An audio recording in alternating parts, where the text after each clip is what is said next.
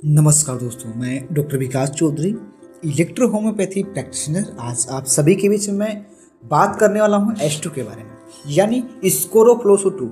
जैसे हमने पहले एपिसोड में S1 के बारे में सीखा, उसी प्रकार से हम आज H2 के बारे में विस्तार पूर्व जानकारी देने वाले हैं। तो अंत तक आप सभी इस वीडियो को देखते रहिए। यदि हमारे यूट्यूब चैनल पर पहली बार देख रहे हैं तो प्लीज़ सब्सक्राइब करना ना भूलें, ताकि आपको ऐसी ही वीडियो मिलते रहें। सबसे पहले हम बात करते हैं H2 की, जिसे हम स्कोरोफ्लोसो 2 के नाम से भी जानते हैं। तो H2 का जो प्रभाव क्षेत्र है उसके बारे में बात करेंगे, क्योंकि ये एक बिलियस तथा सेंग्यून टेम्परामेंट के रोगियों के लिए बहुत ही कारागार जो हमारी औषधि स्कोरोफ्लोसो 2 होती है और इसके रूप में क्या है प्रयोग की जाती है। खास करके इसका प्रभाव की बात करें तो मूत्र संस्थान पर यानी यूरिनरी ट्रैक पर बहुत ही अच्छा ये कार्य करती है, और यानी यूटीआई से संबंधित जितने भी जनित रोग होते हैं उनके लिए बहुत ही अच्छा रामबाण की तरह ये मेडिसिन हमारी कार्य करती है। जो कि यदि मूत्र नली की पथरी हो, मूत्राशय की पथरी हो, यूटीआई का इन्फेक्शन हो, इन सारे रोगों में बहुत ही अच्छा कार्य करने के लिए औषधि H2 का उपयोग किया जाता है।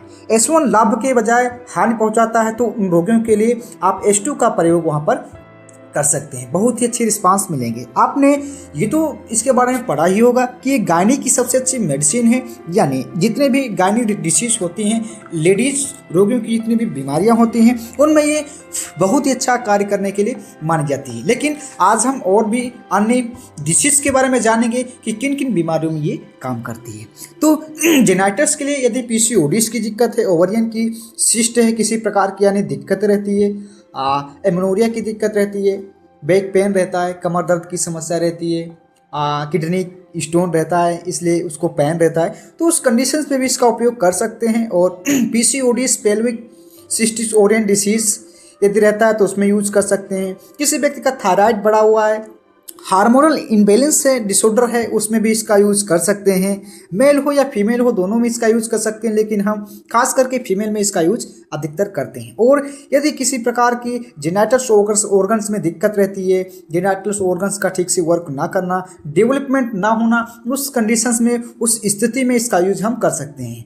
बॉडी में जो भी हार्मोनल डिसऑर्डर होते हैं जिसके कारण हेयर फॉल होना या पिंपल्स से, एक्ने या मुहासे का निकलना, उस कंडीशंस में हम H2 का उपयोग कर सकते हैं और बहुत ही शानदार रिजल्ट परिणाम आपको देखने को मिलेंगे। और H2 को हम अन्य बीमारियों के लिए, किन किन बीमारियों के लिए यूज करते हैं, तो अंत तक आप सभी बने रहें। जैसे कि हमने जाना कि गायनी के हर एक बीमारी में हो, चाहे लिकोरिया हो, चाहे पीसीओडी की दिक्कत हो, चाहे पीआईडी की दिक्कत हो, चाहे गिनोरिया की दिक्कत हो, डिस्मेनोरिया की दिक्कत हो, क्रेप्टोमेनोरिया की दिक्कत हो, एमसी का सही से ना आना, कम ज़्यादा आना, मासिक धर्म के समय दर्द का होना, इन सारी बीमारियों में इसका हम यूज कर पाएंगे और करते हैं। और डाइल्यूशन आपको डिसीज के अकॉर्डिंग आपको बनाना है, सिलेक्शन करना है।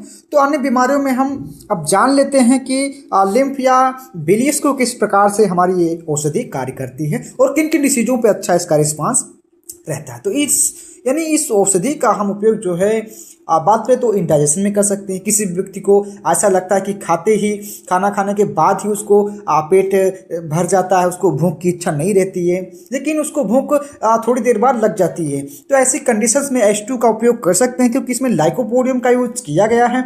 और इंडाइजेशन की समस्या में सेकेंड डाइल्यूशन का हम यूज इसमें करेंगे। बहुत ही अच्छे रिस्पॉन्स आपको देखने को मिलेंगे। हम इसका सेकेंड डाइल्यूशन का यूज कर सकते हैं।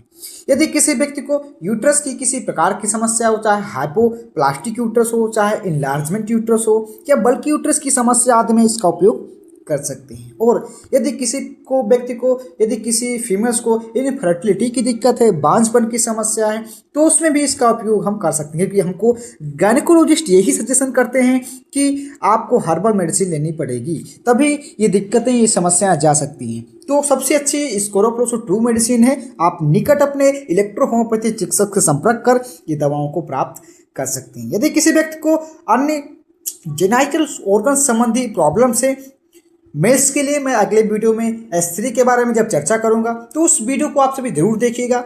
उसमें आपको जेनाइटल ऑर्गन से संबंधित आपको मिलती रहेंगी। यदि किसी व्यक्ति को राइट किडनी की स्टोन रहता है, पथरी रहती है, तो उसको चूरा करने में, उसको तोड़ने में, गलाने में, डिजॉल्व करने में बहुत ही अच्छा मदद करता है स्कोरोफ्लोसू 2। H2 हमारे पूरे बॉडी सिस्टम पर कार्य करता है और जो भी अन्य डिसीजेस रहती हैं उसको भी क्योरिंग का पावर रखता है। यदि किसी व्यक्ति को बिलिस वोमिटिंग रहती है, पित्त के कारण उसको वोमिटिंग रहती है, तो सेकेंड डाइल्यूशन में इसका उपयोग कर सकते हैं। यदि किसी व्यक्ति को कोलिसिस्टाइटिस या कोलिलिथियासिस रहता है, पित्ताशय की पथरी रहती है, तो मध्यम डाइल्यूशन में इसका उपयोग कर पाएंगे, यानी सेकेंड डाइल्यूशन में, और शानदार रिजल्ट आपको देखने को मिलेंगे। यदि किसी व्यक्ति को एसिडिटी रहती है, तो एसिडिटी में हम इसका फर्स्ट या सेकेंड डाइल्यूशन या लाइटर डाइल्यूशन का यूज कर सकते हैं पानी के साथ में, और उसको पेट दर्द या फिर एसिडिटी की समस्या दूर हो जाएगी। और बात करें तो यदि किसी भी व्यक्ति को डायपेप्सिया की समस्या रहती है, भूख का ना लगना, अनोरेक्सिया की दिक्कत रहती है, भूख कम लगती है, पेट में भारीपन रहता है, तो उस समस्या में भी इसका उपयोग आप कर सकते हैं। लाइटर डाइल्यूशन या फिर D6 में इसका हम यूज कर सकते हैं। यदि किसी भी व्यक्ति को ग्लैंडुलर इनलार्जमेंट की समस्या रहती है, यानी उसकी ग्रंथियां बढ़ी हुई रहती हैं, वो चाहे ओवरी हो, बूथ ओवरी हो या अन्य ग्लैंडुलर समस्याएं हों, जिसके कारण हमको बहुत सारी समस्याएं देखने को मिलती हैं, तो उस भी स्थिति में आप इसका उपयोग कर सकते हैं। और इसका लाइटर डाइल्यूशन में, क्योंकि जो हमारी ग्रंथियां हैं वो हाइपर फंक्शन कर रही हैं, इसलिए इस कंडीशंस में हमको जो डाइल्यूशन है उसको नेगेटिव में देना होगा, तभी हमारी ग्रंथियां जो हैं ठीक से कार्य कर पाएंगी। तो हमें ये देखना होता है, यदि बीमारी पॉजिटिव है तो डाइल्यूशन नेगेटिव का यूज करेंगे, और यदि डिसीज जो है उसकी प्रकृति नेगेटिव है तो हमें पॉजिटिव का सिलेक्शन करना होता है। इस बात का हमें ध्यान में रखते हुए फॉर्मूला का डाइल्यूशन बनाना होता है। किस प्रकार से डाइल्यूशन बनाते हैं, D3 से D4, D5, D6 कैसे बनाते हैं, इसका वीडियो हमने ऑलरेडी अपलोड कर रखा है। यदि अभी तक आपने नहीं देखा तो हमारे यूट्यूब चैनल पर जाकर आप सभी इस वीडियो को वॉच कर सकते हैं। मैंने उसमें विस्तार पूर्वक आपको जानकारी बताई हुई है। क्योंकि अब बात करते हैं, यदि किसी व्यक्ति को गोइट्रे यानी घेंघा रोग हो जाता है, तो उस कंडीशन में इसका हम सेकेंड डाइल्यूशन का यूज कर सकते हैं। घेंघी की समस्या चली जाती है, क्योंकि ये जो थायराइड के इम्बैलेंस होने के कारण ये रोग बनता है, और आयोडीन की कमी से ये रोग बनता है, तो उसमें भी इसका उपयोग हम कर सकते हैं। रिस्पांस आपको देखने को अच्छे मिलते हैं। H2 की जगह आप एस्पायो भी यूज कर सकते हैं गोइट्रे रोग में। यदि किसी व्यक्ति को सुजाक गेनोरिया की समस्या रहती है, तो उसमें हम बेनवन ग्रुप के साथ में, यानी जो हमारी हेडेट्रिक मेडिसिन है बेनवन के साथ में, और इसका हम उपयोग सेकेंड डाइल्यूशन में करते हैं। और H2 बेनवन जी भी इसका हम उपयोग कर सकते हैं। यदि किसी भी व्यक्ति को हार्पिस रहता है तो उसमें भी सेकेंड डाइल्यूशन में यूज कर सकते हैं। यदि किसी व्यक्ति को रिमेटिज्म रहता है, हड्डियों में किसी प्रकार की जोड़ों में दर्द की समस्या रहती है, तो उसमें भी इसका उपयोग हम सेकेंड डाइल्यूशन में करते हैं। किसी भी व्यक्ति को गाउट की समस्या रहती है, उसका यूरिक एसिड बढ़ जाता है किडनी की समस्याओं के कारण, तो उसमें भी गाउट की समस्या में हम सेकेंड डाइल्यूशन में इसका यूज करते हैं। और ए ग्रुप के साथ में, यानी A3 और C4 के साथ में हम इसका उपयोग कर सकते हैं। A3 C4 आप H2 RE या फिर BE के साथ इसका उपयोग कर सकते हैं। आपको अच्छे रिस्पांस देखने को मिलते रहते हैं। और यदि किसी व्यक्ति को खाज की समस्या रहती है, इसके बेजीज की समस्या रहती है, तो उसमें हम सेकेंड डाइल्यूशन या फिर D5 का यूज करते हैं, और D5 हम S5 के साथ में H2 का उपयोग कर सकते हैं। किसी व्यक्ति को पैरालिसिस की दिक्कत हुई है, लकवा की समस्या हुई है, लकवा में मध्यम डाइल्यूशन यानी D5 का हम यूज कर सकते हैं।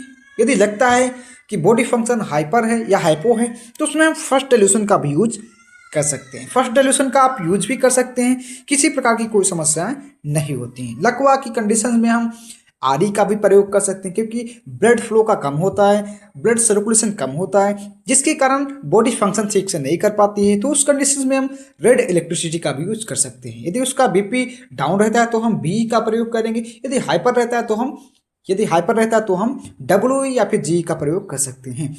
यदि किसी व्यक्ति को हाइड्रोसेल की दिक्कत रहती है, तो उसमें हम उसका उच्च डाइल्यूशन या फिर हाइगर डाइल्यूशन कह सकते हैं, उसमें हम दे सकते हैं। D4 का यूज हम कर सकते हैं, या फिर D6 का भी यूज कर सकते हैं। यदि किसी भी व्यक्ति को फाइलेरिया की दिक्कत रहती है, हाथी पांव की दिक्कत रहती है, तो उसमें लाइट डाइल्यूशन या फिर D6 या फिर D5 हम उसका दे सकते हैं। इसके साथ साथ हम YA का भी यूज कर सकते हैं H2 के साथ में। H2 L1Y का यूज कर सकते हैं, क्योंकि लिम्फेटिक सिस्टम में किसी प्रकार की दिक्कत हो जाना, जो हमारा हाथी पांव की समस्या है, लिम्फ में प्रॉब्लम आती है जिसके कारण ये दिक्कत होती है, तो उस कंडीशंस में L1 का भी यूज साथ में आप कर सकते हैं। बेस्ट परिणाम के लिए आपको अपने हिसाब से डिल्यूशन को बनाना है। किसी भी प्रकार की बोन डिसीज में हड्डियों की समस्या में इसका उपयोग कर सकते हैं, क्योंकि ये फीमेल की सबसे अच्छी रेमेडी है। फीमेल में किसी प्रकार की दिक्कत का होना, हार्मोनल डिसबैलेंस होना या फिर हार्मोन्स का ना बनना, एंड्रोजन एस्ट्रोजन का ना बनना, जो भी फीमेल्स हार्मोन्स होते हैं उसमें किसी प्रकार की दिक्कत का होना, उस कंडीशंस में इसका उपयोग करिए, अच्छे रिस्पांस आपको देखने को मिलते रहते हैं। और किसी भी प्रकार की अन्य जो भी दिक्कतें होती हैं उनमें फीमेल संबंधी उसमें आप दे सकते हैं। आपको किडनी स्टोन में इससे परिणाम अच्छे देखने को मिलते हैं। भूख ना लगना, अनोरेक्सिया की दिक्कत रहना, डायपेप्सिया की समस्या रहना, उसमें भी बहुत अच्छा ये काम करती है स्क्रोफ्लोसो 2। स्क्रोफ्लोसो 2 को हम बात करें तो स्टेट मिटल भी कहते हैं, जो H2 के नाम से जाना जाता है। और H2 हमारा सेंग्यून टेम्परामेंट की और बिलियस टेम्परामेंट की सबसे अच्छी औषधि है। और मैं अन्य डिसीजेस की बात करूं तो आप जहां पे लगता है कि पेशेंट सेंग्यून टेम्परामेंट का है या बिलियस टेम्परामेंट का है, वहां पर आप इसका उपयोग कर सकते हैं। और आपको रेमेडी का सिलेक्शन डिसीज के अकॉर्डिंग टेम्परामेंट के अनुसार करना है। किस प्रकार की डिसीज है, डिसीज क्रोनिक है, एक्यूट है, सब एक्यूट है, उसके अनुसार आपको रेमेडी का सिलेक्शन करना है। उसके हिसाब से आपको फॉर्मूला बनाना है, तभी आपको रिजल्ट देखने को मिलते हैं, अन्यथा आपको रिजल्ट देखने को नहीं मिलेंगे। इलेक्ट्रोहोम्योपैथी दवाओं की बात करें तो ये हर्बल पूर्णतया प्लांट बेस पर मेडिसिन होती हैं, जिनका किसी भी प्रकार का कोई दुष्प्रभाव साइड इफेक्ट नहीं होता। ये पूर्णतया प्लांट बेस आधारित मेडिसिन होती हैं, जो कि पेड़ पौधों की आर्क से, रस से बनाई जाती हैं और हमारे बॉडी सिस्टम को प्यूरिफाई करने का काम करती हैं। ब्लड और लिम्फ को प्यूरिफाई करने का काम हमारे इलेक्ट्रोहोम्योपैथी औषधियाँ करती हैं। तो यदि आपको किसी भी प्रकार की मेडिसिन चाहिए, किसी भी प्रकार की जानकारी चाहिए, तो आप हमें संपर्क कर सकते हैं। दिए गए संपर्क सूत्र पर आप हमें संपर्क करिए। अधिक जानकारी के लिए आप हमें संपर्क कर सकते हैं। किसी प्रकार की दिक्कतें, किसी प्रकार की समस्याओं में आप यदि डाइल्यूशन में किसी प्रकार का कन्फ्यूजन रहता है, आपको फॉर्मूले की जानकारी चाहिए या फिर मेडिसिन की जानकारी चाहिए, तो आप हमें संपर्क कर सकते हैं। कमेंट सेक्शन में अपना सवाल पूछ सकते हैं। Thanks for watching. उम्मीद करता हूँ वीडियो पसंद आया, लाइक सब्सक्राइब करें ऐसी वीडियो देखने के लिए। Thanks for watching. उम्मीद करता हूँ। और पैटर्न की बात करें तो आप हमारे पैटर्न को भी यूज कर सकते हैं। थैंक्स।